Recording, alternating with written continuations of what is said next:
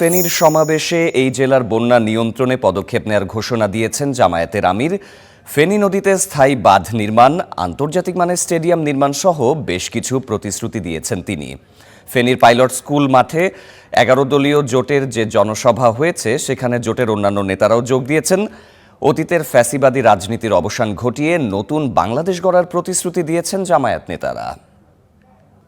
খুলনা বিভাগের পর এবার চট্টগ্রাম বিভাগের নির্বাচনী জনসভা শুরু করেছেন জামাতের আমির ডাক্তার শফিকুর রহমান। শুক্রবার সকালে ফেনীর পাইলট স্কুল মাঠের জনসভায় অংশ নেন তিনি। আরো জোরে ইনশাআল্লাহ। নেতাকর্মীদের সরব উপস্থিতিতে কানায় কানায় পরিপূর্ণ ফেনীর পাইলট স্কুল মাঠ, স্লোগানে মুখরিত জনসভাস্থল। সভায় অংশ নেন ডাকসুর ভিপি সহ ফেনীর ৩ এমপি প্রার্থী। জামাতে ইসলামের বিজয় চাই না, 18 কোটি মানুষের বিজয় চাই। বেলা 11টায় সমাবেশে অংশ নেন জামাতের আমির। এ সময় ফেনীর উন্নয়নে নানা প্রতিশ্রুতি দেন তিনি। আল্লাহ তাআলা এই দেশবাসীর যদি সেবা করার সুযোগ আমাদেরকে দেন, ফেনী ইনশাআল্লাহ তার পাওনা পেয়ে গর্বিত হবে, ফেনী বঞ্চিত হবে না। এর পাশাপাশি এও আমরা ঘোষণা করেছি, প্রত্যেকটি জেলা হেডকোয়ার্টারে বিশেষায়িত হাসপাতাল ক্রমান্বয়ে চালু করা হবে ইনশাআল্লাহ। সেই হাসপাতালের উপাদান তৈরি করার জন্যই মেডিকেল কলেজ প্রয়োজন। এখানে যে বাঁধটির কারণে আপনাদের দুঃখ, সেই বাঁধ এখনো নির্মাণ হয়নি।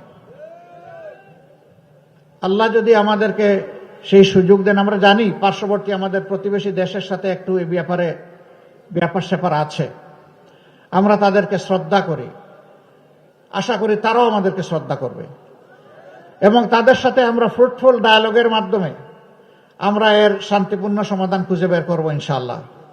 জামাত অতীতের বস্তা পচা রাজনীতি চায় না জানিয়ে দলটির আমির বলেন, ক্ষমতায় গিয়ে জামাত এমন দেশ গড়বে যেখানে রিকশা চালকের ছেলেও প্রধানমন্ত্রী হবার স্বপ্ন দেখতে পারবে। আমরা এমন বাংলাদেশ চাই, একজন সাধারণ রিকশা চালক ভাই তার সন্তানের মেধা বিকাশের মাধ্যমে একদিন যেন সেও এদেশের প্রধানমন্ত্রী হতে পারে। ওই বাংলাদেশটা আমরা গড়তে চাই। অতীতের বস্তা পচা রাজনীতি যেটা ফ্যাসিবাদ উপহার দিয়েছে, এক না একতন্ত্র উপহার দিয়েছে, দুর্নীতিতে দেশকে চ্যাম্পিয়ন বানিয়েছে, ডুবিয়ে দিয়েছে, ওই রাজনীতিকে আমরা লাল কার্ড দেখাতে চাই। জামাত কওমি মাদ্রাসা বিরোধী এমন অপপ্রচারের জবাবে জামাত আমির বলেন, ক্ষমতায় গিয়ে কওমি মাদ্রাসার উন্নয়নেও কাজ করবে তারা। আমরা কথায় নয়, কাজে প্রমাণ করব কওমি মাদ্রাসা মানেই আমাদের কলিজা। Mazharul Islam, star news, Feni.